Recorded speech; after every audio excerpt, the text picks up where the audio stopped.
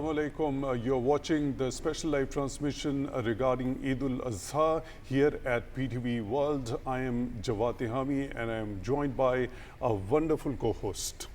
Thank you very much, Jawad. I am Natalia Baqir and Eid Mubarak to you. Eid Mubarak to you as well, Natalia. So this Eid al-Azha is a Muslim festive occasion that reminds us about the supreme sacrifice of Hazrat Ibrahim alayhi salam and Hazrat Ismail alayhi salam.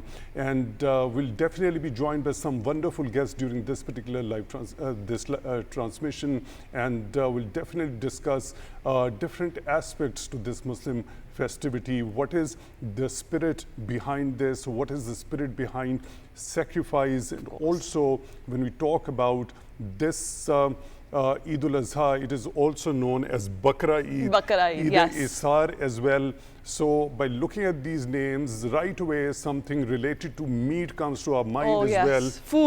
Food. And also when we talk about Eid-e-Isar, sharing is caring. It also magnifies the very phenomenon of sacrifice and sharing that very sacrificial it gives you that animal. A sense of empathy and, you know, being kind to others. So share your food, share what you have of your wealth. So it is very important. Eid al-Azha gives us this very important message of keeping care for the people who are poor, who cannot afford certain things, specifically when it comes to food. Sharing is really important, and Eid al-Azha and events like these in the Islamic theory gives you and the younger generation some lessons which are very important in life. They should be practiced. So Jawad, coming to, we have talked about Eid al-Azha and the sacrifice and everything. So I would like to ask you that what is the most inspiring part of the Eid al-Azha story, which inspires you a lot? The Hazrat Ibrahim alayhi salam and Hazrat Ismail alayhi salam story. It is that very attachment, it is very association with your loved ones, right? And when there is the decree from Allah Almighty that you have to sacrifice on His command whenever He wants, then you have to submit to that very command of Allah Almighty. And that detachment, disassociation from very loved one of yours in the name of Allah Almighty, that is exactly the most challenging part, and that is actually gives you that very understanding that everything at the end of the day belongs to Allah Almighty. Exactly. And my most favorite part from the story is the father and son bond. That is so inspiring and so beautiful. The whole sacrifice, you know, revolves around that one bond the both of father and son had. So Jawad, how are you spending your Eid today? The Eid has been wonderful. So it's basically, this is the repetition on every Eid, you know. Before the Eid day, you definitely go to the market, you know, search and explore the market to the fullest of it so that you can get the best of the sacrificial animal and with the most appropriate rates. What have you sacrificed then? Sorry? What have you sacrificed today? Sacrificed what? The animal, of course. Of course, Bakra. Bakra. This has been our family tradition, of course. Okay. So, Bakra is the most preferred sacrificial animal in our family. Wonderful. What about you? Of course, a Bakra. Okay. It's the meat lovers and the Bakra lovers everywhere, and my family is a huge meat lover. So yes, it's a Bakra. It's a goat. So meat comes from any sort of sacrificial animal, whether it is camel, whether it is the other one, the Bakra, and there are lots of other species as well. Which can be sacrificed. So meat comes from all those. Of course. So well, we have a bunch of beautiful guests, and you must say a bouquet of beautiful guests to whom we are going to ask how are they spending their Eid and what are their activities on Eid al-Azha. So starting with Mariya. Assalamu alaikum, Mariya. Mariya is a fitness trainer, she's a fitness expert, and Mariya, thank you very much for joining us. Thank you so much for having me over, or Eid Mubarak to everybody who's watching us. Eid Mubarak to you too. And joining Mariya, we have Aqsa, who happens to be an industrial designer. Assalamu alaikum, Aqsa, and a very happy Eid Mubarak. Walaikum salam and Khair Mubarak, and Eid Mubarak to all those celebrating, my family, friends, and whoever is watching us. Thank you very much. And please, why don't you introduce ma'am? Miss Farah Baba, she happens to be an artist. Miss Farah, thank you very much for being with us Thank you on this very very much, ma'am. special occasion. Thank for you. taking time Thank you out. so much for inviting. Assalamu alaikum and Eid Walaikum Mubarak assalam. to you Khair Mubarak. and all those who are watching and our family and friends. So let's begin with Mariya. Mariya, what Yes. happens to the most exclusive thing when it comes to Eid-e-Isar, Bakra Eid for you? Well, I would like to emphasize on both of our Eids, right? When, like we were talking about, even Eid al-Fitr, it's all about being kind to those not privileged enough, right? So the whole idea, what I think is, inculcating that empathy and raising that kindness level in humanity. So I think we should not forget that aspect of Eid. Yes, the festivity, yes, the celebration is great, but we as a society, particularly our country, we really need to connect to that part of it, which we all need. Now coming We to all Eid need. al-Azha, of course, coming to Eid al-Azha, it's a meaty Eid, of course. Of and course. all Pakistanis love to eat. Meaty Eid? Meaty. Oh, okay. Meaty. Yeah. Gosht wali Eid. So Exactly. Pakistanis love to eat. And since you're a fitness trainer, you can understand what my question is. Yeah, exactly. So one thing what happens with every Eid, either it's Eid al-Fitr or Eid al-Adha, one problem, it's you'll start hearing on the news starting the day 3 कि अस्पताल भर गए हैं, The hospitals people are have filled, oh food my God. poisoning, people have diarrhea, food poisoning, bloating, and there are so many cases rushing to the Natalia, hospital. This was the aspect you should have come later on in the show. I So think let's talk about meat, the good qualities of it. Okay, Yes. okay. That very festivity which is associated with it, rather than going for the caution first. Okay, Yeah, let's start with that yes, then. go benefits of eating celebrate, meats. Yeah. celebrate all you want, party, go everywhere for the party of it, but it's not necessarily important that you start trashing your body. There's a difference, right? So moderation is key. Please drink a lot of water. I'm seeing in my practice, people are not consuming enough water. They are dehydrated, and the weather is so hot already, and it's gonna get hotter. So please drink lots of water. Go meet, enjoy the barbecues and everything, but every bite you take, 32 chew it times. 40 times. There is a movie somewhere where the parents are She telling said their 40 times. 40 times, exactly. Do it 40 Every times. time, 40 Like times literally, you you have to count you put a morsel in your mouth. I literally would do like. Okay. Wow, the 42. That's commitment is really real, huh? Is it equivalent to that chewing is equivalent to that sacrificial animal, the way it was chewing that very grass or very green things? That Jugali jaise. yes. Yeah, exactly. Seriously. So please chew your food, drink lots of water, avoid masalas, enjoy the party, but take care of yourself while you're doing Okay, that. Mariya, is it because of the meat that we eat more? Is it excessive eating of the meat that makes us feel And not chewing it properly. So not what chewing, or is it the way we make it? The cooking what's part the is cooking important. part? Exactly, the cooking part is crucial. Huh. So when we cook our food in like severe oil drenched होती है ना हमारी कढ़ाई, and कढ़ाई is like literally ऊपर तेल की तरी.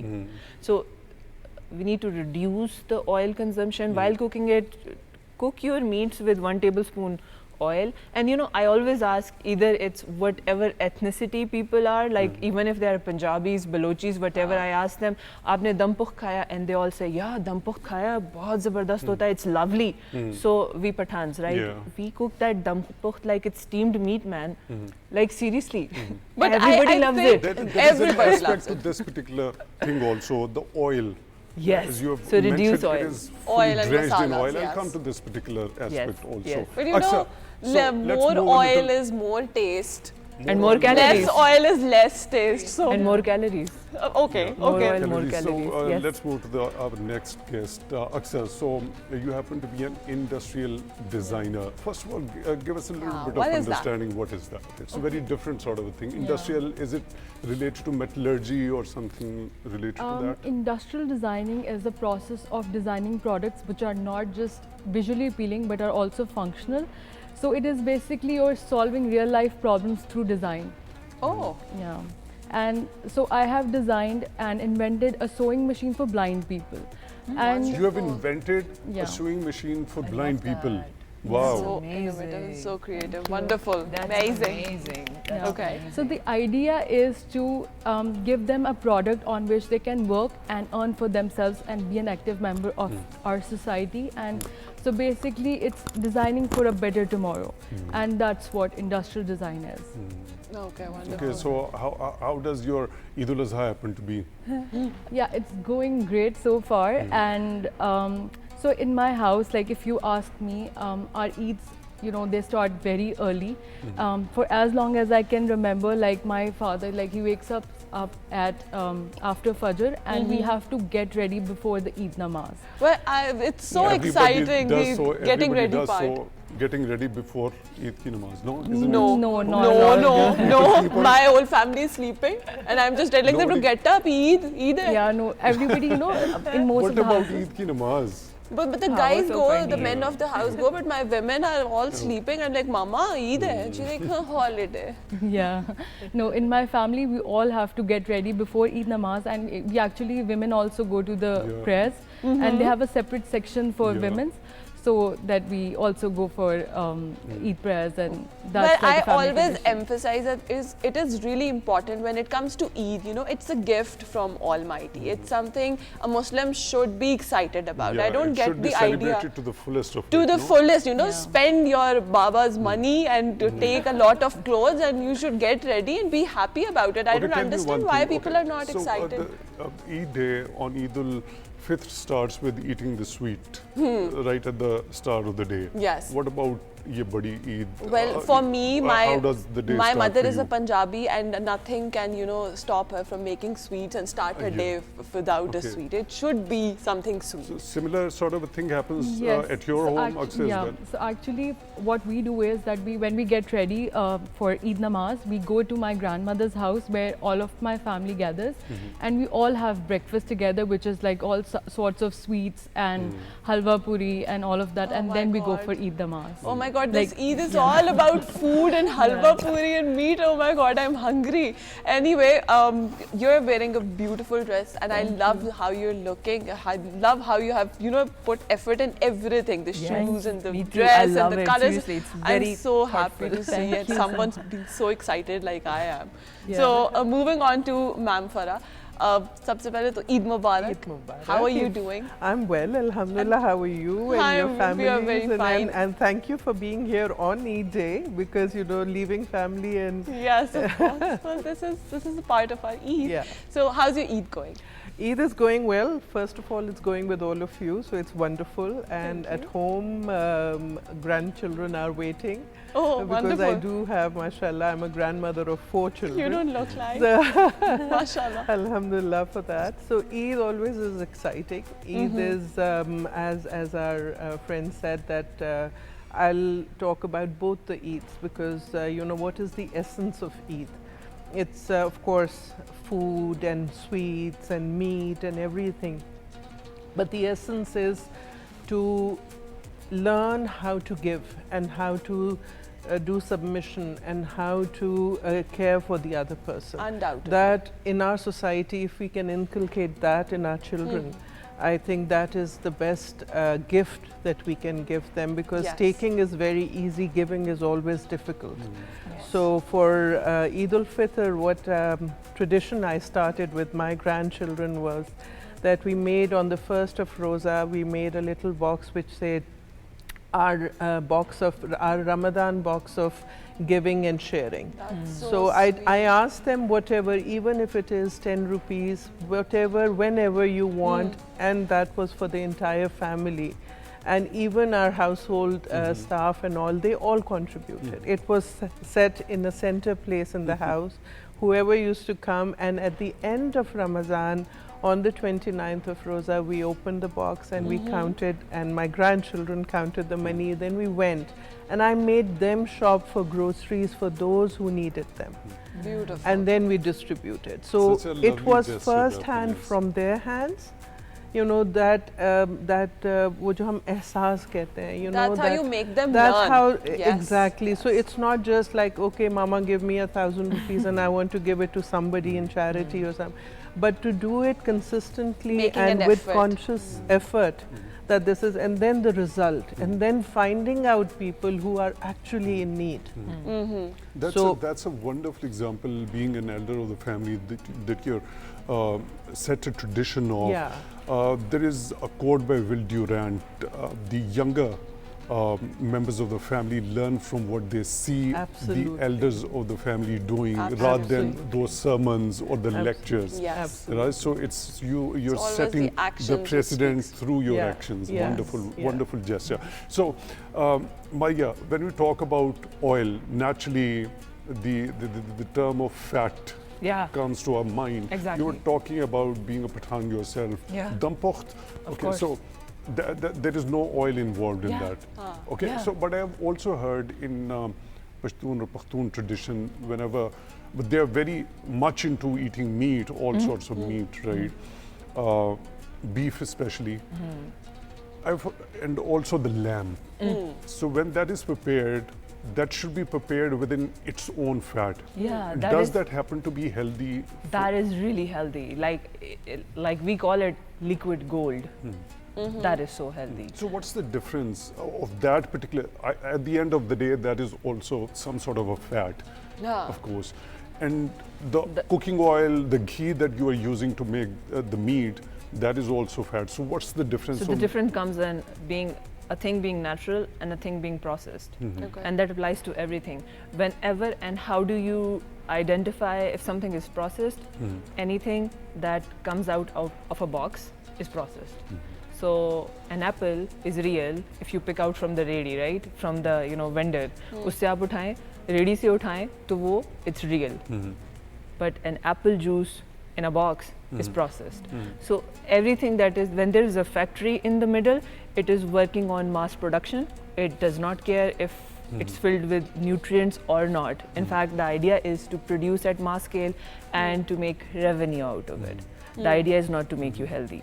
So when there is a factory in the middle, it's processed. So if the fat is coming in a natural way from the sacrificial animal and you cooking your food in that, that's totally okay. It's That not is going good. to increase your cholesterol That is level good at for all, you. right? But if you are making that meat in a processed cooking oil or a ghee, it's definitely going कोई to... branded आपका, Right. there's like some butter and margarine.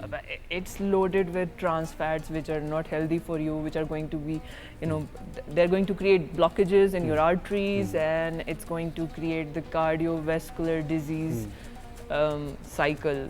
But even if you're not using the trans fat or the saturated fats, is it that can you have the natural ones limitless, the natural lamb, the natural oil? So the thing There is, should be a limit, right? Of course, there is a limit. So it's not that meat is good, it's protein, but it doesn't mean that you're having meat in breakfast and lunch and dinner and in the middle snacks. No, you need to eat breads also, wheat, barley. For the carbohydrates. For the carbs, you need to eat fruits, vegetables. So there is like good gut movement going on, and you don't have digestive tract problems.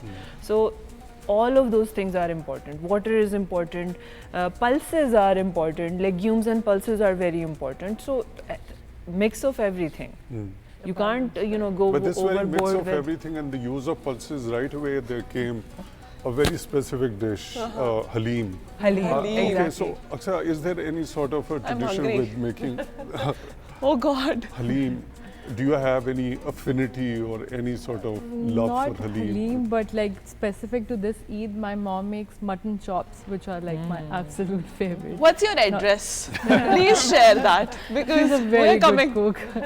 She's a very good cook. Wonderful. Farah, I'm coming to you. You're an artist. You creativity and it requires some inspiration. Absolutely. Has ever Eid or festive occasions inspired you to create something? Always, happy moments are always inspiring, and to create beauty with whatever Allah has ordained us, and you know, I always say I'm nothing but what Allah wills. So Allah gives us the ability, and then looking at beauty and looking at happiness around you inspires you. So I work on many different mediums. So my main forte is I work on a special metal which is called pewter. And pewter actually is an alloy of silver. So it comes specially in rolls, in the form of rolls. You'd also find it in hard form. But what I bring in, and then I emboss and engrave it, and then create different things. Is that exactly what you're wearing right now? I'm not wearing pewter right now, but it's a metal. Pewter is a metal. Although I've been told that I do so much of pewter that one side of my husband would become pewter. Oh my God! So, but apart from pewter, I work with ceramics, and I do calligraphy and painting and all. Beautiful, beautiful. Okay. And what sort of paintings? Is it abstract? Mainly, I love calligraphy, which I'm self-taught. Ceramic, I'm self-taught. Pewter, the embossing, repujado, it's called. It's a Spanish word, repoussé in French, which means metal embossing or metal enhancing. So metal of any sort, you can do it on pure gold, you can do it on silver or pewter, which is an alloy. So I learned this particular art in Mexico. My husband was posted there. He was representing Pakistan. So I always get this opportunity whenever I'm abroad, so I can go and learn. I'm a big one for learning and all. So do you bring that creativity and artistic touch with your food as well? Absolutely, food is about food. Absolutely, food is your, you know, visual. It's first visual. You know, you have to feed your eyes first and then your stomach. So visually, it has to be appealing and beautiful and presentable, and only then, you know, your taste buds and your mind goes all like, we have to eat that. Same food, if you just present it in a very, I'm sorry to say, you know, not in a very nice way, you won't be, no matter how brilliant it tastes. Very less appetizing. But then, you know, your appetite is like, maybe not, you know. So since we're talking about food and appetite, and I have heard this quotation, you know, the way to the guy's heart is from the stomach. Is that true? Well, I think being a guy, 101% true. It's coming from a guy, so yes, it's true. And is it true? I think so, to an extent. To an extent, anybody for that matter, yes, especially guys, because they don't cook and they are presented in our culture. So the best way aesthetically you can do it. Are guys coming more and more towards cooking? Is the trend changing now? Or do we have the similar sort of roles, you know, with either of the two genders? Absolutely, absolutely. Like my son, mashallah, he loves to cook and all that, and he comes, when he was a little boy, he used to come with the name Chef Boyardee, he used to call himself. And yeah, so trends are changing. Traditions and culturally, you know, in the households we are changing. I'm a mother-in-law, but I don't think that we are typical mother-in-laws. But everybody in the family is going to cook. So where the exclusivity is going to come from? You tell us, what do you cook? I don't cook anything. You don't cook anything. You need to. Well, then you'll be the critique, right? You'll be the critique and the taste. I just can make very light sort of breakfast. I am very good at making tea as well.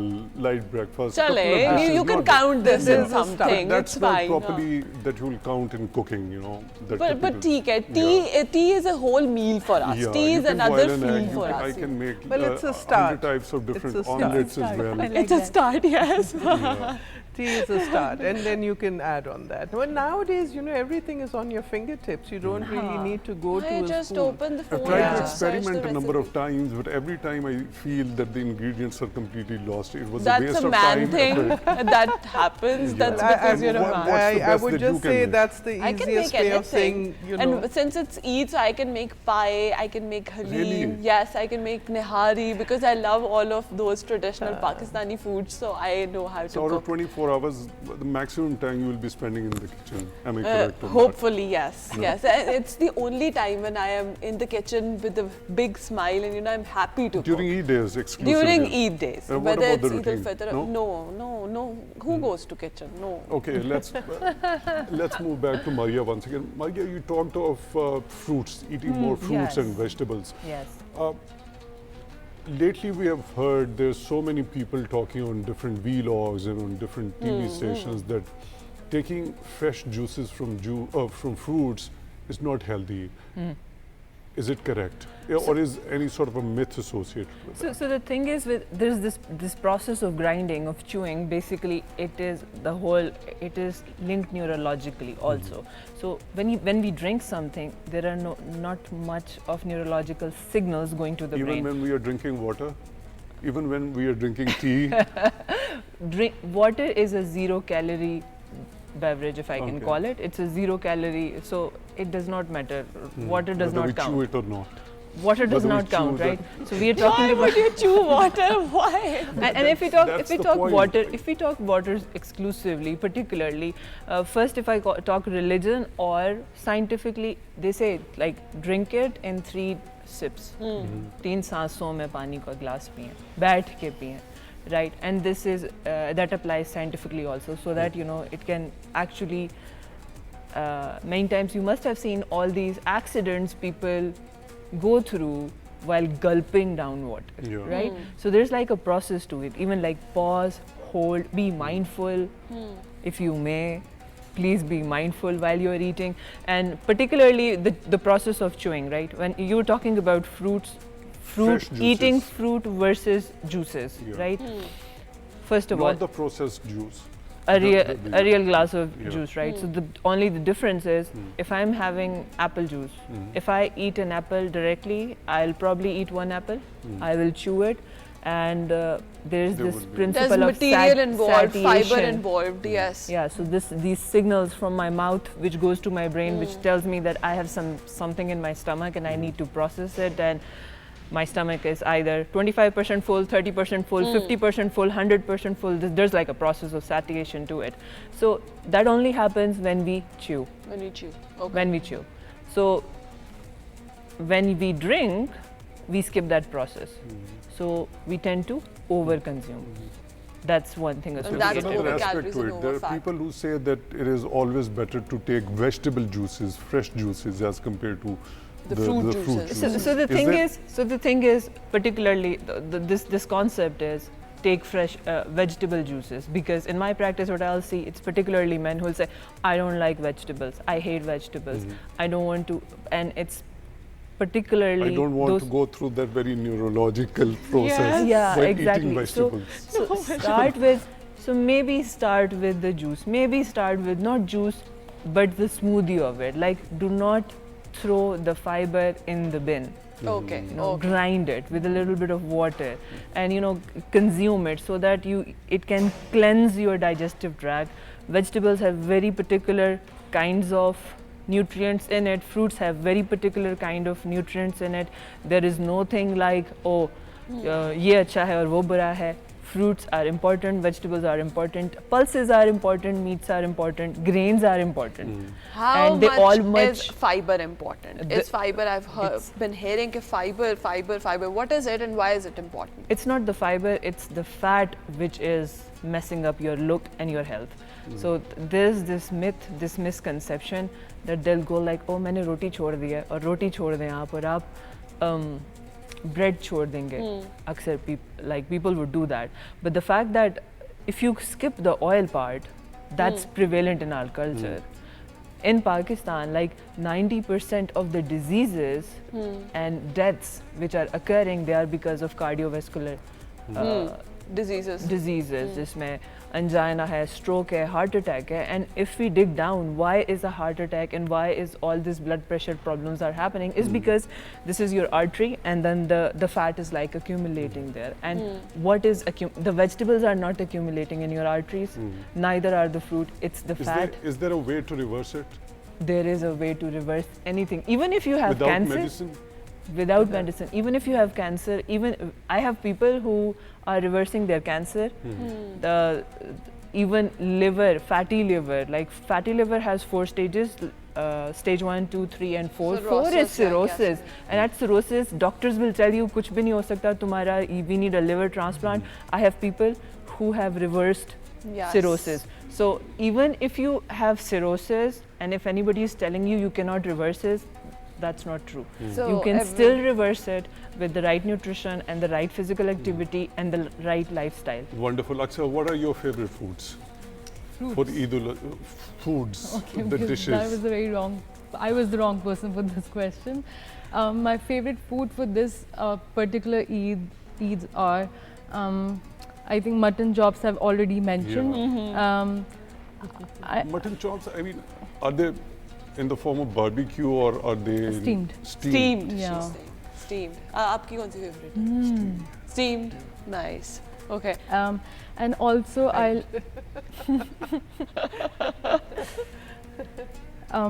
and with that, I think a bit of like some other things like related to chicken, not meat. Like I'm not a very big meat lover. So with that, like I would like biryani or anything that my mom makes. Honestly. What's your favorite Eid memory? Something that doesn't happen now, but it used to happen. Okay, I'll tell you one memory that so on Eid third day, my whole maternal side, like we all gather at my nano's house, and we used to all gather in my nano's room and, you know, just sit on her bed and everywhere in the room and you know, we share all those horror stories every year, the same stories, and somehow you know, add some details to it, like just make up the stories. And you know, all my cousins would gather up, but like she recently passed away, so that is something that has now become a memory. But like we still, like last Eid was her our first Eid without her, and we still you know, gathered in her room. She wasn't there, but we all were there. We all shared the same memories, and we all, you know, shared the same stories and everything, pictures and everything in the same room. So yeah. Oh, really nice. Farah, what was your favorite? What is your favorite memory which used to happen, but it's not now? Well, not as a memory, I would say, but something which used to happen was I used to get Eidi, and now I don't get Eidi. You used to get Eidi on Eid al-Azha as well? Of course, both Eids. Oh, both Eids. But now I have to give Eidi all the time. You're a grandmother. I'm a grandmother. So that's something I really miss. I wish I would get Eidis again. And the best people who used to give me Eidi was my father and my father-in-law. So both of them used to pamper and give Eidi, and both of them are not with us anymore. I guess now it's time for your husband to take that role and give you Eidi. I'll make sure he watches this program. So yeah, so that is what, of course, and you do miss family who are not with you anymore, and the things associated with them, that your childhood when you used to grow up. And I come from a very big family, also a mashallah Pashtun, so you know, come from a big family where we are 5 sisters and 2 brothers. So it used to be a riot in the house in the morning to get ready, and you know, who's going to use the washrooms and things like that. So you do miss all of that. It's nostalgic to sort of think of those things. But then as you become a parent and then a grandparent, then you create memories for them. And that's what we are doing right now. And being an educationist also, I really want to see that our next generation, what sort of things are they learning from us, and how are they going to carry themselves in the future, because you know, the future is really so high-tech already that I'm a dinosaur for that, so to be honest, because now when I look at things, I don't know how to operate all of those things. Children know each and every thing. My 3-year-old granddaughter, she is like, when she was 1, she was all, the thumbs were moving everywhere. Yes, the speed, like wow. So yeah, so creating memories for them and having a peaceful, balanced environment for a child and for people around you. I think that's really nice. That's really important. Aqsa, what were your preparations for Eid? Even if it's Eid al-Azha, women have their preparations. You know, we cannot stop from that. What did you do? Yeah, I think for girls, Eid actually starts on Chand Raat. Yes. So yeah, like the usual clothes. Very recently I've started wearing bangles as well. Oh. So I got matching bangles. And then for Chandrat, all our cousins, we go to the stalls and get the mehndis done and everything. So that's also part of the Eid preparations. And just matching clothes, preparing, thinking of our Eid looks, and beforehand thinking of how we're going to take our pictures and everything. I think that's for every girl. Mariya, what was your preparation? Rather than any physical activity. You don't want activity. to ask me that question. Why? Every woman has to get prepared for Eid. No, you don't want to ask me that question because I'm not that traditional. Don't tell me you were having some physical activity. I'm wearing my Chandra. sister's clothes, darling. This question was not for her. Farah, what was your preparation for Eid? Preparation. I don't even own one. And as I said, the responsibilities are so much more. Yes. So apart from thinking for yourself, you have to think for your daughter, your bahu, your grandchildren, and everyone. There's a long list, and everyone. And there are girls in the house, of course. Bangles and flashy things and everything, and music and everything. So well, yeah, girls and women Does make this this world so colorful now. Does this element of mehndi, the bangles, the colorful bangles, come with Eid al-Azha as well? I think it's more of a culture. Less as compared to it's less for like it's I for think Eid it's more of a al-Fitr. subcontinent traditional thing rather than associating it with Eid al-Azha. Mehndi, of course, is Nabi Sallallahu Alaihi Wasallam also used to put it on and That's all. so But apart from that, I think the other things we've taken from our neighbors and all, and culturally, all these things. And of course, being a girl, I'm still a girl at heart. So all these things are really, really fascinating. But I think a person like me can never go, without a mehndi and bangles like for Eid. If it's Eid al-Azha, Fitr, it's Eid. Well, work and stuff, Mariya, after how much time one should ideally be eating the meat of the sacrificial animal, and also those very popular internal organs like the heart, the liver of it, and Maghaz, zaban, pile, Yeah. yes. Right. So you're asking how much time? After how much time we should ideally be eating the meat of sacrificial once it is slaughtered? Right. After how much hours should we be? Like don't store it for like the whole year. No. Please don't store it for the whole year. Can we eat it right away? We've slaughtered an animal. Right. And can we eat it after cooking it right away? Right Or away. there are like certain theories that we have to keep it, we have to wait for at least 8 hours ideally, so that very meat settles down.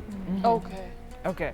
So the blood is out of it. There are different theories of it, but I think my mom is the best person to answer that. But the fact that, look, when we go to the slaughterhouse anyways, in a normal day, we get the meat and we bring it. For me, not particularly this sacrificial animal, what should be the protocol of it. It's really important is this is the start of your day and this is like the end of your day.